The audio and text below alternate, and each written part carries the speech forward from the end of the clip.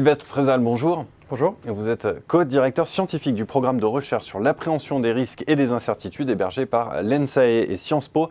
Et on va chercher à décrypter ensemble la tendance à l'inflation réglementaire qui touche bon nombre de secteurs depuis quelques années, dont celui que vous étudiez, à savoir l'assurance. Première question, quels sont les domaines qui sont le plus concernés par cette inflation réglementaire ?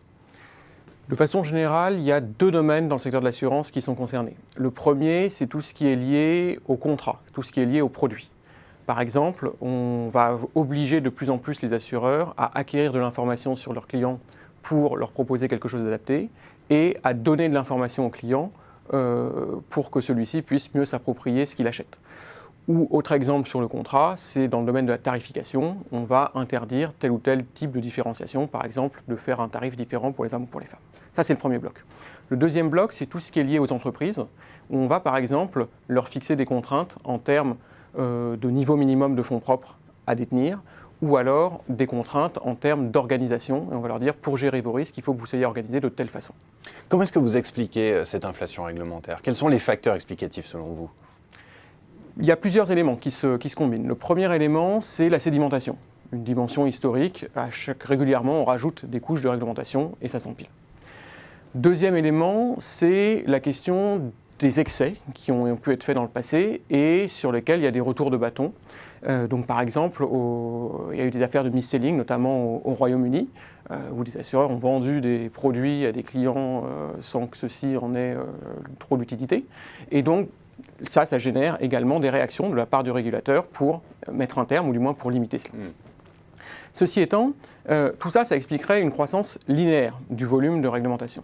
Or, ce que l'on observe, c'est quelque chose d'exponentiel. Typiquement, si on prend le droit de l'entreprise, avant il y avait des règles, solvabilité 1, les exigences quantitatives tenaient en à peu près une vingtaine de pages. Début 2016, on est passé à solvabilité 2, la nouvelle version.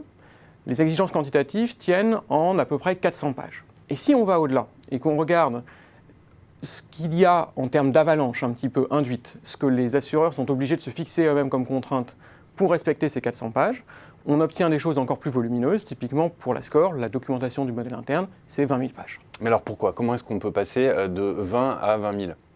Alors ça s'explique par un problème de déficit d'arbitrage politique. Typiquement, ce qui s'est passé, c'est que les politiques se sont dit « Ouh là là, le secteur, c'est compliqué », et notamment tous ces sujets-là en particulier. Et donc, on va confier ça à des experts.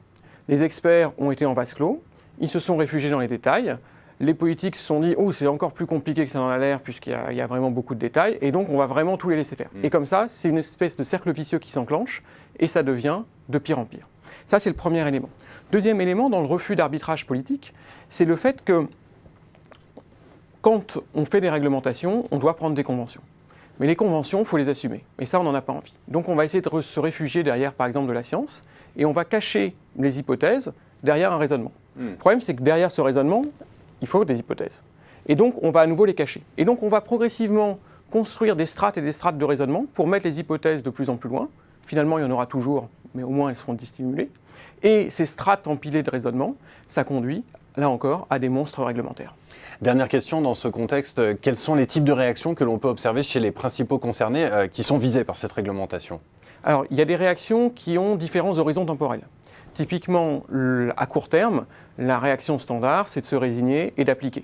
Donc, l'ensemble des acteurs mettent en place des fonctions conformité ce à quoi ils sont d'ailleurs obligés par précisément la réglementation. Donc ça, c'est la réaction de court terme, s'assurer que l'on la respecte. Ensuite, il y a une réaction de moyen terme qui va être davantage d'essayer d'anticiper et de faire du lobbying. Typiquement, c'est ce qu'on a pu observer sur la directive PRIPS, sur l'information à communiquer aux assurés, où la régulation en cours de préparation allait imposer des exigences absolument délirantes en termes de volume d'informations à fournir qui auraient totalement noyé les consommateurs qui auraient été complètement noyés. Et donc là, ce qu'a réussi à faire l'industrie, ça a été de convaincre le Parlement européen de dire à la Commission européenne « on arrête de jouer, revoyez votre copie, c'est excessif ». Et puis enfin, il y a une dernière type de réaction, à plus long terme, c'est de jouer sur la culture d'entreprise, sur la culture de responsabilité, puisque plus on agit de façon responsable, moins on va être obligé de cadrer par des process. Voilà, ces réactions sont évidemment pas forcément incompatibles entre elles. Tout à fait. Eh bien, merci beaucoup Sylvestre Prézal pour cet éclairage. Merci. Je vous en prie.